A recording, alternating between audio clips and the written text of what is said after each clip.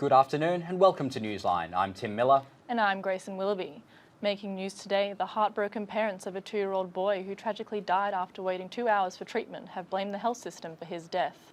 Isaiah Sumaru suffered a cardiac arrest after his condition worsened in the Dandenong Hospital waiting room in the early hours of September 26. The state government has launched an investigation into the tragedy. A Malaysia Airlines flight headed for Melbourne has had to make an emergency landing in Perth due to a medical concern. Paramedics were seen making their way on board as the plane made its unexpected stopover just after 4 o'clock this morning. It was then cleared to depart at almost 6 a.m. Over to the US, where 20 people, including 2 newlyweds, have been killed in New York after a limousine drove through a stop sign and hit a parked SUV. It's the deadliest transport accident in the country in almost a decade. The victims include all 18 passengers in the vehicle as well as 2 pedestrians. More on that story a little later in the program. A new policy from American airline Alaska Air has seen miniature horses become the 3rd animal allowed onto planes as a service companion. While it's not as common as dogs or cats, some owners do prefer the tiny stallions as they live longer and can be used to carry luggage. But sadly, my pet echidna is still not on the approved list. I'll keep my fingers crossed for you on that one, Tim. And in sport, Australia's cricket tour of the United Arab Emirates has gotten off to a rocky start. After losing the toss, they could only manage 3 wickets on the opening day of their series against Pakistan, with opener Mohammad Hafiz scoring a century. Now to domestic news with Courtney Gillert. Courtney, good afternoon. Good afternoon, Tim. We start with some traffic news. A car burst into flames outside the Palais Theatre at St Kilda this morning, slowing traffic along Beach Road. The driver escaped unharmed. A collision on the Hume Freeway this morning also caused traffic problems, with a man in his 30s taken to the Royal Melbourne Hospital in a critical condition. With less than 50 days to go until Victoria's state election, Premier Daniel Andrews has edged further in front of opposition leader Matthew Guy. According to the Reachtel poll, Labor holds 52% of the 2-party preferred vote compared to the Coalition's 48%. Labor's focus on transport and reducing congestion was a win for the party, while the Coalition is seen as best to reduce crime. Mr Andrews and Education Minister James Merlino today announced an additional $400 million for Victoria's non-government schools. And that's a look at local news. Back to you, Grayson. Thank you for that, Courtney. With the construction industry booming like never before, the effects of long hours and high pressures of the job are taking its toll on construction industry workers. In this next report, I look into the steps being taken to improve the mental health and increasing suicide rates within the industry. Clear. When psychologist Dominic Vigilante first began working in the construction industry with Incolink, they experienced 3 suicides. Last year, there was a total of 5 cases, but this year alone, Incolink has already seen 11 suicides within the industry. Last year, the number of suicides we had was 2,866. Out of those 2,866 people, 2,200 were men. 1 in 6 of those men were from our industry. So kind of, the numbers stack up in terms of suicide being, a real problem for us at the moment. Mr Vigilante believes a combination of life and work pressures are contributing to the increase in suicides. The industry's booming. We're always talking about not having enough tradies to do the work. It is a high-pressure industry. It is a high-risk industry. Coupled with stresses at work, it seems the lack of communication within the industry is taking a toll on mental well-being. Former carpenter Ian Welsh is all too familiar with the macho culture within the industry. It's the male kind of culture of not willing to kind of open up and express their feelings. It's definitely a sense of feeling like no one understands your particular situation, which is another twisted irony of the whole situation, because the construction site can have up to 200 people on site and every single one of them are feeling the exact same thing. Services like Incolink are finding ways to make it easier for industry workers to seek support. Educating a group of people to become almost like suicide first aiders in the workplace, so that every workplace can have someone that is a go-to if you're not feeling well. Dominic Vigilante and the education team at Incolink hope programs such as theirs will help put an end to the stigma against speaking up and seeking help in order to counteract the increase in suicides they're experiencing. It takes away the panic, it takes away the risk of saying, if I talk to this person, is he going to understand? Grayson Willoughby, Newsline. And if you or anyone you know is affected by that story, please contact Lifeline or Beyond Blue on the numbers on your screen. Grayson, it's quite a sobering thought that an industry so synonymous with Australia and the Australian way of life has such a dark side to it. Definitely, Tim. Hopefully those preventative measures can reduce those rates. Leading up to the centenary of the armistice, which ended the First World War, remembrance remains as important as ever to those who have served in the military. As Anthony Furchi reports, 2 Vietnam veterans have taken to badge selling to commemorate those who have lost their lives in global conflict.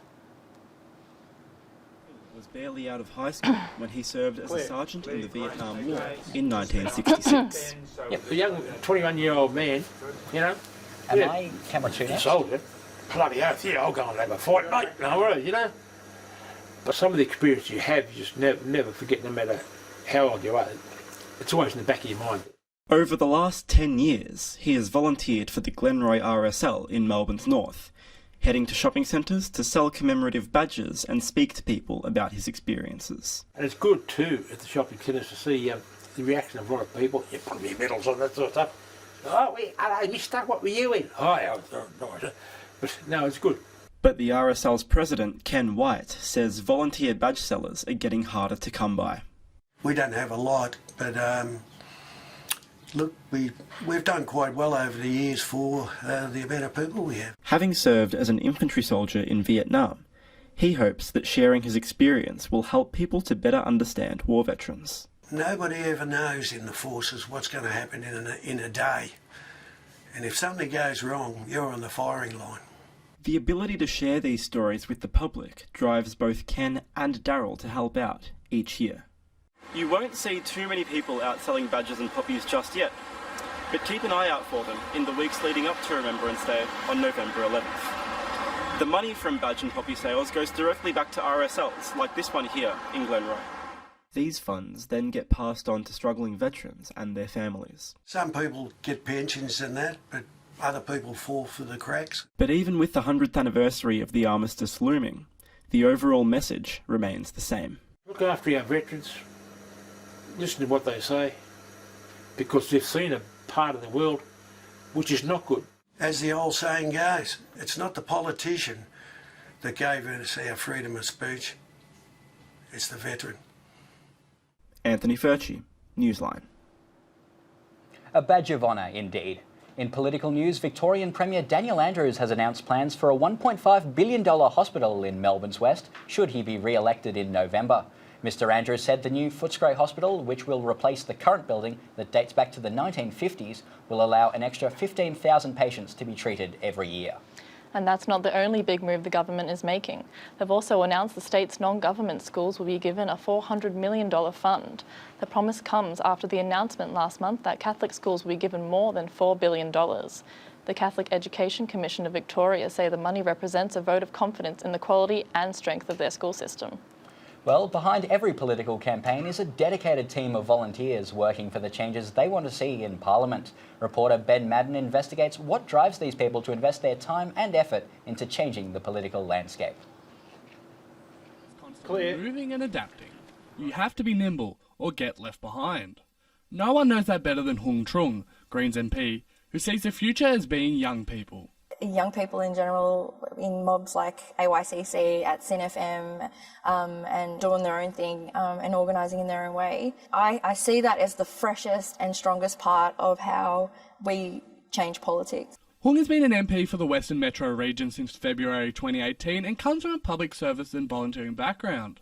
I was literally going to branch meetings, hearing about these things, contributing to Greens policy, and then on election days it's handing out how to votes for the candidates that we'd put up. Political clubs like RMIT Greens are crucial to any political campaign, big or small. This is the real kind of punch in the gut in Parliament that we really needed. Martin believes that the Greens are key to getting things done in Parliament. I think balance of power is a very, very real prospect in both at a state level and at a federal level. However, he recognises that they're a party not without their flaws, and he believes there are things that they can work on going into the future. Especially recently, we've been shown that the Greens aren't perfect at all, like by any means. With the state election coming up, volunteers like Martin are crucial to each party's chances of getting more seats in Parliament. While student politics and volunteering in general might not be the most glamorous thing in the world, the next volunteer you meet might just go on to lead the country. After all, everyone's got to start somewhere. Unfortunately, recent times show that politics at any level can be overwhelming. I was in the ALP club, and I've still got friends from the ALP club, but it was a very short-lived stint in my life because it just felt such an alien experience. That's why the Greens are so crucial to make sure that all viewpoints are represented in Parliament. Ben Madden, Newsline. With yearly tuition fees around $30,000, international students are a major contributor to Australia's economy. Now the government is considering forcing them out of metropolitan areas. Laura Simsek reports what Melbourne's international students think about the debate. International student intake had already passed 500,000 earlier this year, showing a 12% increase compared to last year, and enrollment numbers continue to rise exponentially. The number of students from abroad account for more than a quarter of enrollments at some universities. Students from China make up the largest proportion of international students with 31%, followed by India, Nepal, Malaysia and Vietnam. The value of the international student market is worth over $32 billion a year, making international education Australia's third largest export sector. With most of the group of 8 universities concentrated in the capital cities, it comes as no surprise that international students tend to choose those metropolitan areas to study. Now, Prime Minister Scott Morrison is considering ideas to push international students and immigrants to small cities and rural areas. While Sydney and Melbourne are facing rapid population growth and congestion, regional areas are in need of more growth and skilled labour. Some of Australia's current international students do not seem to share Mr. Morrison's opinion. As an international student, I feel more at ease studying and living in a city that has a reputation of being a really multicultural city. So I'm doing my Master's in Information Systems, and to get a career into that, all the big companies are in the big cities, and to get an internship, it's easier to get an internship in the big cities rather than going to a rural place. It wouldn't be for me if I would come all the way from Brazil from here to just do like a medium-sized uni or one that's not one of the best. It remains to be seen if and how Mr. Morrison will convince future international students to study in regional areas. Laura Zimzek for Newsline. Now we cross to our international reporter, Louisa Cheatley, with today's global news. And Louisa, it's been a tragic day in New York. That's right, Tim. 20 people have died after a limousine lost control and crashed north of New York City. Investigators are describing it as the deadliest transport accident in the US for nearly a decade. At least one newlywed couple and an unconfirmed number of children are believed to be among the dead. Eyewitnesses say the limo slammed into a crowd of pedestrians at a country store in the town of Schoharie after the car failed to stop at an intersection on its way to a birthday party. All 18 passengers in the limo died, along with 2 pedestrians. Investigators have not yet established if the victims were wearing seatbelts. The death toll from Indonesia's earthquake and tsunami has reached over 1,700 and is expected to rise, with 5,000 people still unaccounted for. Indonesia's disaster agency is reporting that the 2 hardest hit neighbourhoods in Palu, Petobo and Balero could contain thousands more victims buried beneath the rubble. The search for the missing people will continue. Anyone not found by Thursday will be listed as missing, presumed dead. China's Interpol chief has reportedly resigned amid speculation he's under investigation for possible criminal activity. Meng Hongwei vanished in Beijing close to 2 weeks ago and hasn't been heard from since. China's National Supervisory Commission says Meng is under investigation on suspicion of violating the law and his resignation will take immediate effect, but it gave no further details. The Interpol chief resides in France with his wife, and French police have opened an investigation into his disappearance. And the 12 Thai boys who were trapped in a flooded cave for 9 days earlier this year have played a high-profile soccer match. The boys, known as the Wild Boars, were honoured guests at the Youth Olympics in Argentina, playing a friendly soccer match against the Argentinian youth team in Buenos Aires. The brave youngsters made headlines in July after divers and rescue teams from around the world freed the boys and their coach from the Chiang Rai cave. And it appears the ordeal didn't hamper their soccer prowess, Tim. They came away with a 3-3 draw against the Olympic side. Thank you, Louisa. You'd think that maybe given what they've been through, they could have maybe got away with a victory, but I guess that's not how the Argentinians roll. Still a competition, I guess, Tim. Coming up after the break, we'll cross live to our reporter, Taylor Borg, who has information on health benefits of walking to school.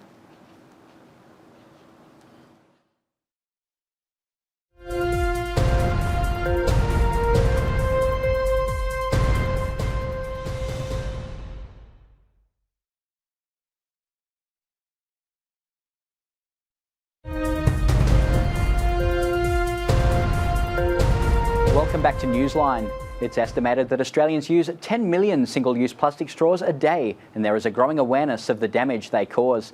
Jasmine Mee Lee reports on this environmental issue, and a warning, this video contains images some viewers may find distressing.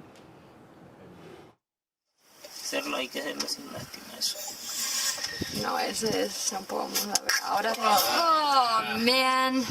This video has had over 32 million views. It is graphic and confronting. It clearly demonstrates the horrendous environmental impact of plastic straws. Pachamama Whole Foods co-owner and waste warrior Danielle Veza believes videos like this are good at creating awareness, but there's still a long way to go. And I feel like it has started to make a difference, that with War on Waste as well, promoting it, I think people are starting to realise their impact, but there's still so many places that, are still doing the wrong thing. The ABC program War on Waste has indeed challenged companies to rethink their approach to plastic straws. Host Craig Rucastle went to the McDonald's headquarters in Sydney with a mock mascot to challenge the fast food chain to ban straws from its Australian restaurants. In July, Starbucks announced it aims to be plastic straw-free by 2020. There are already alternative options in the marketplace, leading some to question the company's need for the time frame. Well, I don't get why they have to set a goal or a forward date. Like, you can just... there's so many plastic-free alternatives right now, and they're actually not that much more expensive, so why not just get paper straws? But Starbucks by 2020, but hopefully they can.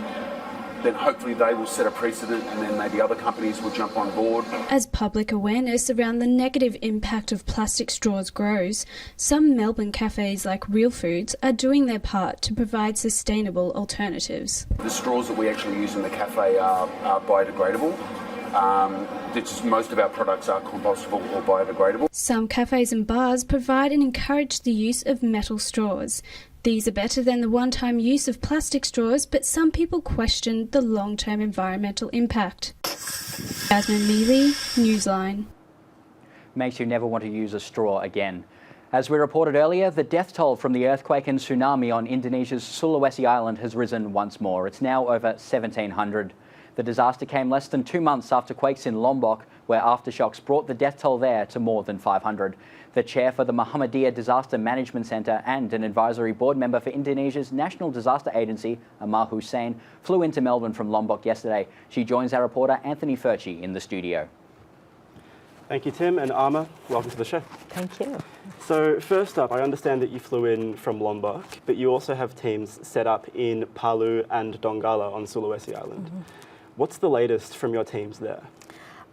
We have acquired a large team in Palu, in 2 cities in Sulawesi, because there are 3 cities affected and hit pretty hard by the last tsunami and earthquake, and we have currently have more than around 183 people on the ground.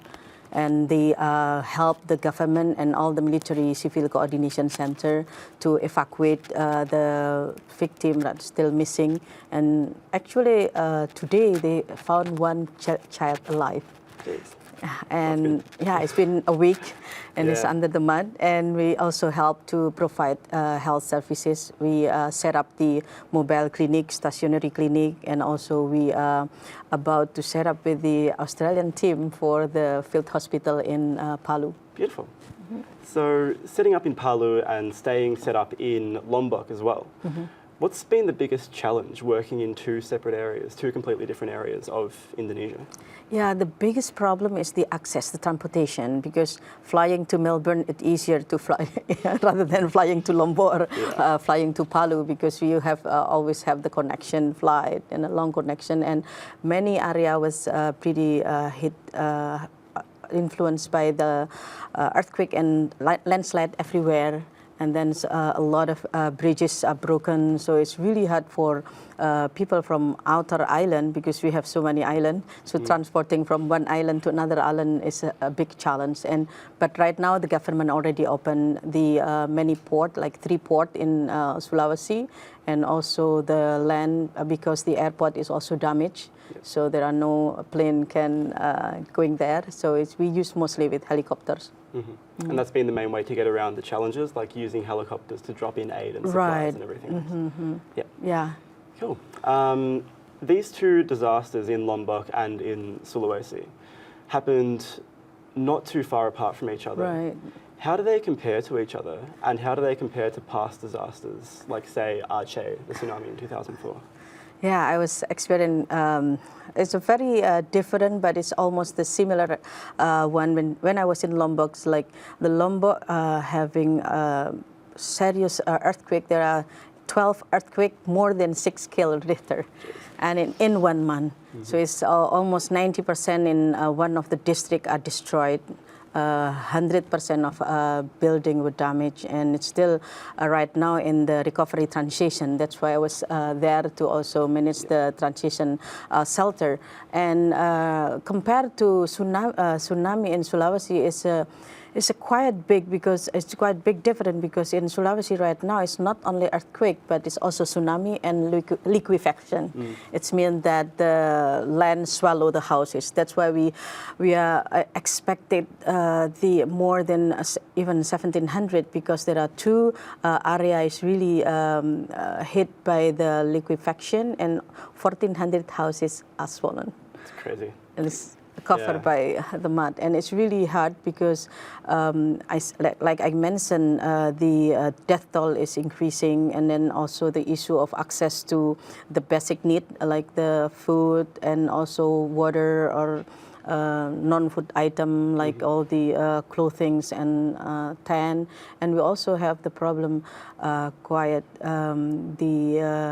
the big scale of the affected communities, because right now more than 70,000 people are living outside. Still displaced from their homes. Right, displaced, and then they need help. And it's about the same in terms of like the number in Lombok and in Sulawesi, but it's compared to Aceh. Aceh is very big scale. I was there almost a year as well. Jeez. Huge. So with the liquefaction continuing to go on, and with people still displaced, what are your future plans in the next couple of weeks? Actually, the government and the international communities is also already start coming, and also the national and local NGO. We work together, and we have the national recovery plan. So in the next 2 weeks, we work on how to speed up the recovery, especially for the providing the better shelter, and then providing the clean water, and also the health services, because of right now getting more problem on the sanitation, and then clean water, and also some are still not got the good treatment, especially the fracture or the injured people are still need to be flew to other city as well. So that's why the setting up the field hospital, because the main hospital was broken. So that's setting up the field hospital, and then mobile clinics, and also the stationary clinics, like satellite clinic is the main issues, and also providing more continuous support on the food, clothing, water supply, bringing the basic one, and then we starting to set up more on the like temporary shelter. Is more better shelter. Beautiful, beautiful. Well, that's all the time that we have today on Newsline, Amma. Thank you very much for joining us, and I hope the recovery goes well into the future. Thank you. Thank you. So that was Amma Hussein, Chair of the Muhammadiyah Disaster Management Centre, speaking to us about the recovery efforts in Sulawesi, now that the death toll has exceeded 1,700. Back to you, Tim. Thank you, Anthony. Good to see that the right people are in charge there. Well, during National Science Week, local communities celebrated science and nature across the Mornington Peninsula. Reporter Elena Hansen went along to join in on the fun. It's the perfect combination of sun and science for the 3rd annual Science in the Park. At Coolat Wetlands, hands-on activities hosted by local conservation groups get little minds excited about the environment. They need holes about this size.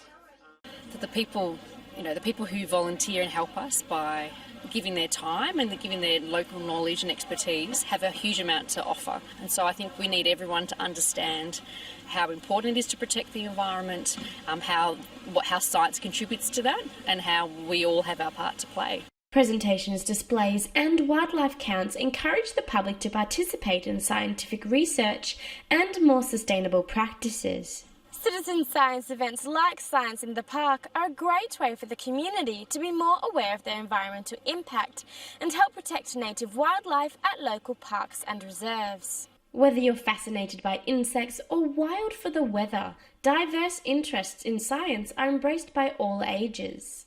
Oh, it's just community based, and as you can see, there's a lot of kids around, there's a lot of families here today. Really important to get the kids interested in helping our environment and doing their part as well. There are so little natural areas left in the world and in Victoria, and I think the more we can understand about them and the more we look after them, it will mean we have these areas for many generations to come. Though no koalas were counted this time round, future events will ensure that conservation is always an important topic on the peninsula. Shaping future scientists is just one fun activity at a time. Elena Hansen, Newsline. Now we'll go to our finance reporter, Simi West, with all today's news from the world of stocks and shares. Simi, welcome. Good afternoon. This is Finance in a Flash. Big bank news just in this morning. ANZ will take a $374 million hit to second half profit as it compensates customers for fees for no service and other issues. They're also facing a $55 million hit from external legal costs related to the Royal Commission. Overnight, the Dow Jones dipped 0.7%, with the S&P 500 going down by just 0.5%. The Australian dollar continues to weaken and is at multi-year lows against the greenback. This morning, the Aussie bought 71 US cents, 61 euro cents, 80 Japanese yen and 54 British pence. And it looks like gold is the new black. The hot commodity is apparently the best one to invest in at the moment. While there is instability in currency markets, safer investments like gold have taken up the spotlight. It's just over 1,700 Australian dollars per ounce. Overall, it's a good day for commodities. They generally increased overnight. Crude oil has taken a bit of a hit, much like mixed martial arts star Conor McGregor this weekend. And that's all the fun we're going to have with finance today. Back to you at the desk. Thank you very much for that, Simi, with the news that the Australian dollar is going down. It really makes me glad that I keep all my money in a safe under my house. I think I need you to get you write down your address after this, Tim. Glaucoma is a leading cause of blindness in people aged over 60. Despite this, many young people are being diagnosed with the condition each year. Courtney Gallert investigates why this is the case and what can be done to prevent it. Glaucoma is a common and serious eye condition characterised by increased pressure in the eye, which leads to damage on the optic nerve. The initial findings of a study completed in March by Glaucoma Australia found that those with family members with glaucoma have a 54% chance of developing the condition, regardless of age. According to orthoptist Rita Webb, glaucoma is usually caused by genetic factors. Rita performs eye pressure checks on all her patients, just in case glaucoma runs in their family. So Courtney's eye pressures are 20, which is within the normal range. Symptoms of glaucoma include enlarged eyes, prominent veins, and sensitivity to light. If left untreated, glaucoma can result in blindness. Cindy's daughter was diagnosed with glaucoma when she was just 12 years old. The specialist checked her pressures at the time, which were never checked, and they discovered her pressures were nearly 30, which is really high. It should be under 18. Cindy's daughter's glaucoma is treated with eye drops, which she must take every day to prevent further damage to the optic nerve. Other treatments include laser or incisional surgery as a last resort. Cindy recommends that everyone, regardless of their age, asks their optometrist to check their eye pressures. I just recommend that any young person from the age of 10 just encourage their optometrist as a routine appointment, just check your pressures and make sure that they're of a normal level. Indeed, testing eye pressures is a non-invasive procedure. An eye care machine can be used to scan the eye, or alternatively, an optometrist can dilate the pupils and manually measure pressure levels. Glaucoma Australia has an online glaucoma risk generator. Visit www.glaucoma.org.au for more information. Courtney Gillert, Newsline. Well, books are open and pens are moving as kids return to school today, but it's not just children that are kickstarting Term 4. There's a new campaign to try to get them walking to school. Taylor Borg joins us from Swanston Street now. Taylor, is it true that most kids aren't walking to school anymore? Released today by Melbourne University RMIT ACU and Vic Health revealed that more than 70% of primary school students are getting a lift to and from school. So, Tim, we're having less students walk. However, Vic Health has kickstarted their walking campaign today, encouraging kids to get active, get up and get walking to school. I'm joined today by Mel Backhouse from Vic Health. Now, Mel, why are we seeing such a decrease of students walking to school?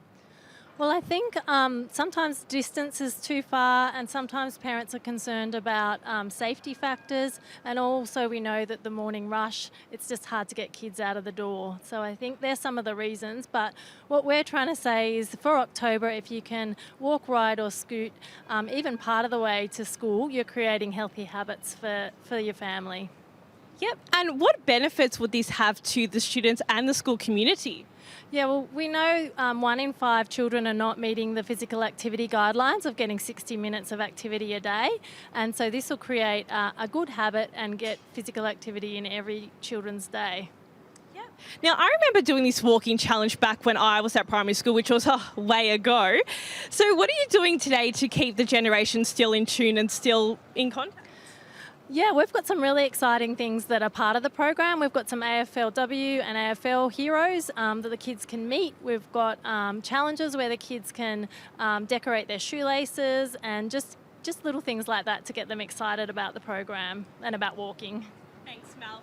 Well, Tim, you better tighten up those laces and get walking to the studio. Thanks, Taylor. As I wear Velcros, I don't think that'll be a problem for me. Coming up later in today's bulletin, sports reporter Ben Madden will fill us all in on the latest from our cricketers from over in the United Arab Emirates, and Elena Hansom will take us through today's weather report.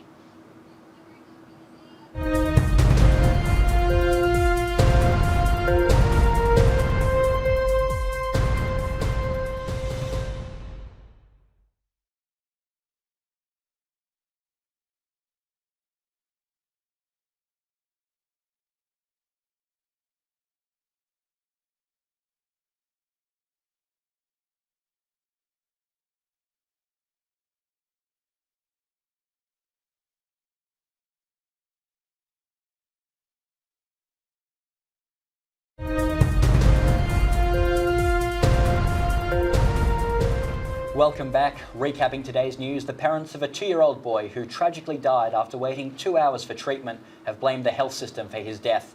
Isaiah Sumaru suffered a cardiac arrest after his condition worsened in the Dandenong Hospital waiting room in the early hours of September 26. The state government has launched an investigation into the tragedy. Victorian Premier Daniel Andrews has announced plans for a new $1.5 billion hospital in Melbourne's West, should he be re-elected in November. The new facility is expected to allow an extra 15,000 patients to be treated every year. Construction is set to begin in 2020 for an opening date sometime in 2025. Controversial former politician Mark Latham's ongoing defamation battle with journalist Osman Faruqi has taken another turn after the one-time Labor leader was forced to remove dozens of pages from his written defence.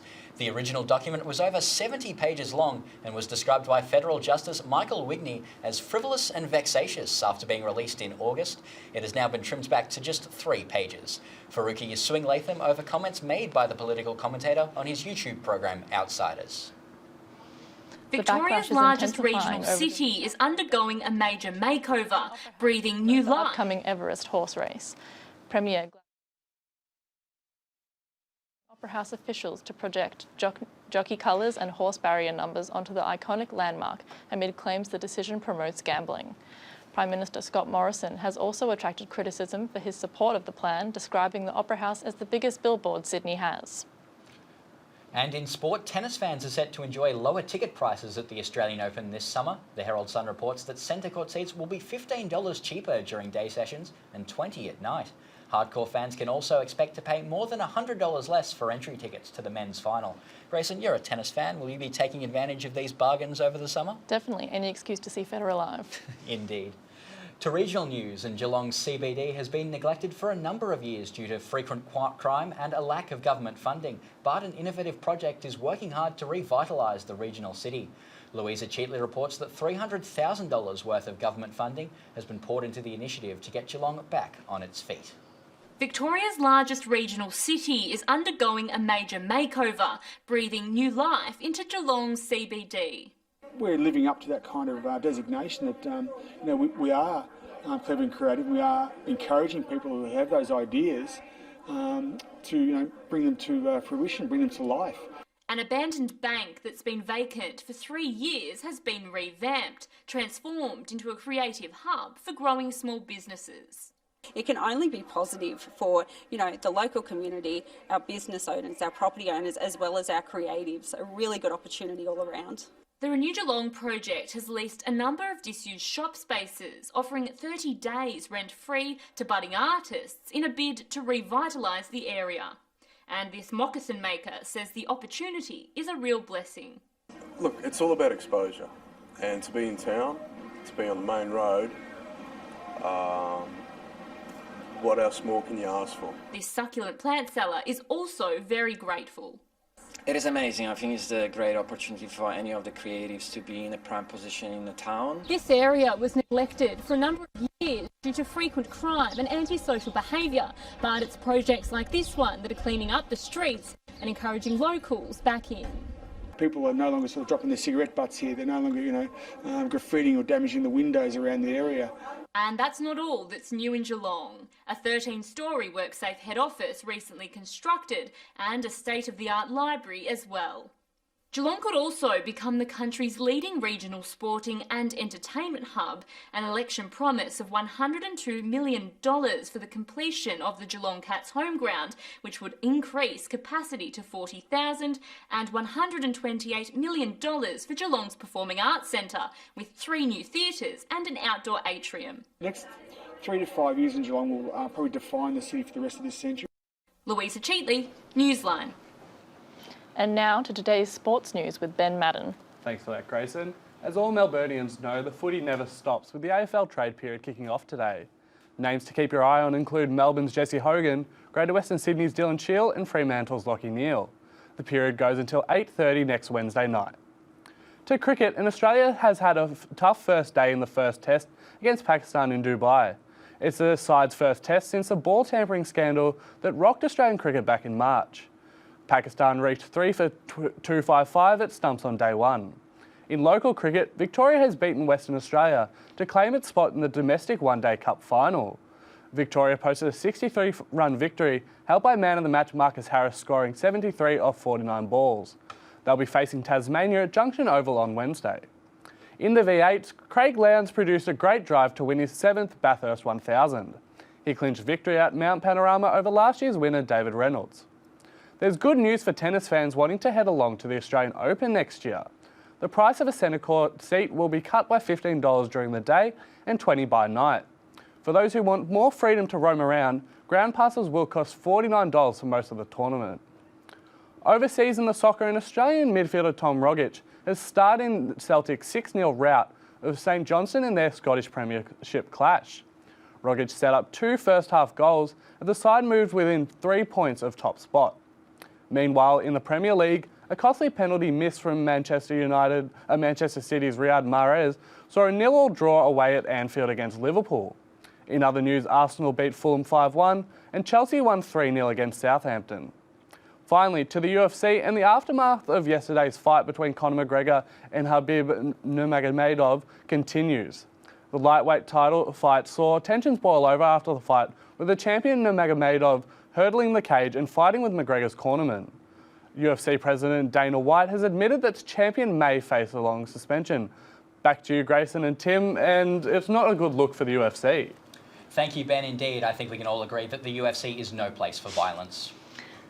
To some regional news now. The small town of Elaine, just 28 kilometres from Ballarat, houses over 200 residents, according to the 2016 census. When the town's only school closed in 1998, families relocated to other nearby towns, leaving the children of Elaine with nothing to do. Simi West reports on the re-emergence of the Elaine Cricket and Tennis Club. In early September, the Elaine Cricket and Tennis Club hosted an open day. Current and potential players were able to scope the facilities. In 2010, after a gap of more than 10 years since the club's closure, local resident Shane Dunn saw an opportunity to bring it back to life. A sheep shearer by trade, he, alongside other volunteers, has dedicated hours to the club. Volunteers are the lifeblood of Australia, really. Volunteer work is a little bit under-recognised, but without volunteers, not much would happen. Andrew Cronin is a participation leader for Tennis Victoria and believes these open days are integral for community involvement. It's a great opportunity for the clubs to promote themselves, show they're warm and inviting to people who are considering playing tennis, and also an opportunity for all those involved in the community to get involved and play the game. While many were sceptical about the reopening of the Elaine Cricket and Tennis Club, the club is thriving. With the help of local volunteers, funding and some sausage sizzles, the club is back on track. Today marked their open day where they can see what players will be interested to join the teams for next season. And look, who knows? Some of them may go on to play in the Australian Open. Some of them may go on to play tennis, test cricket. Who knows? But they all come from little clubs like this originally in their sporting careers. We're definitely giving them an opportunity. Most notably, Mr. Dunn has an optimistic outlook for the club's future. Anyone that says, things can't happen is wrong, because if you want them to really happen, that they can happen. You just got to have the drive to get things going. Simi West, Newsline. Coming up after the break, we'll have Elena Hansen to take us through today's weather after another cracking day in Melbourne, and we'll see how a new bottomless brunch has quickly proved a winner in Moonee Ponds.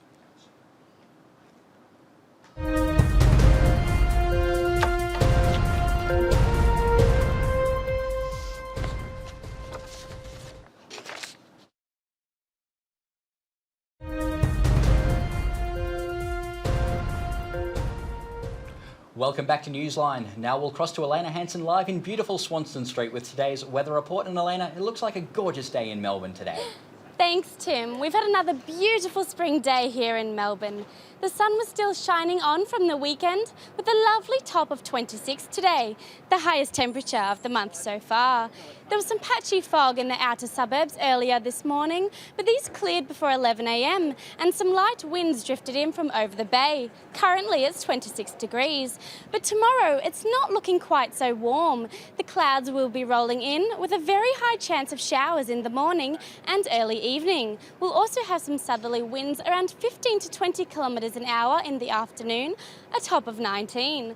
Wednesday will be partly cloudy with a small chance of light rain in the northwest suburbs, but it looks like it will be dry for the rest of the Melbourne region and winds will be picking up from Tuesday. Thursday and Friday are once again shaping up to be sunny. We might see some early morning frost in the hills on Thursday with a low of 6 degrees, but this will clear to a high of 18, then a maximum of 21 degrees for Friday. And now for the weekend. Mostly sunny on Saturday with some light winds, and then on Sunday the clouds will be back with a medium chance of rain in the late afternoon. Both days will have a top of 24, so it looks like you'll need to pack both your umbrella and sun hat this week, Grayson. Definitely, Elena. Sounds like a typical week in Melbourne. Now to entertainment. The Melbourne International Arts Festival continues this week with public art displays and dance and theatre performances taking over the city until the 21st of October. As part of the festival, the Royal Botanic Gardens will be transformed into a fiery art show by French artist Compagnie Carabosse, who have previously done displays on Stonehenge and the Kremlin. Melburnians can experience the fiery sculptures and displays from Wednesday this week until Saturday. Elusive street artist Banksy stunned auction goers in London yesterday after one of his pieces began self-destructing minutes after being sold at Sotheby's. The 2006 work Girl with Balloon, which sold for 1.7 million Australian dollars, had a paper shredder built into the frame by Banksy in case it was ever put up for sale. Pre-production on big-budget film Godzilla vs Kong and Disney series Reef Break will begin this month on the Gold Coast. Prime Minister Scott Morrison told Gold Coast radio station Gold FM $16 million in tax support was used to entice the two productions to Queensland. This next story might make you a little hungry. Bottomless Brunch has hit the Moonee Ponds cafe scene, with District North offering their take on the popular NYC brunch trend. With just a few months in operation, their boozy brunch has become a winner with the locals. And with the help of social media, the cafe has managed to spark an interest from brunch lovers all over Melbourne. Taylor Borg reports on the new brunch trend. Bottomless Brunch has sipped its way to Moonee Ponds cafe scene, with District North being the only restaurant in the area offering this twist on brunch. It's a lot of hype at the moment where we're enjoying, and the customers are coming from Ubering everywhere all over Melbourne to get here. Brunch goers are able to order a food dish accompanied with 2 hours of an unlimited selection of alcoholic beverages. With District North being just one of the few participating Melbourne restaurants, they haven't shied away from hitting social media with their new take on brunch. I follow them on Instagram. And they advertise it all the time, so I thought I'd give it a go. I'm not much in tune with social media, but my partner is, so she informs me about all this kind of stuff. Going through social media, we're looking at different bottomless brunches, and this seemed to be in the area, and seems a good idea. Spend a lot of time on our social media. We have somebody taking photos daily, doing videos weekly. We post 2-3 times a day, and we have a lot of content for Instagram, Facebook, and all our other social pages also. With District North introducing Bottomless Brunch just a few months ago, the cafe alone is serving an estimated 400 to 500 people.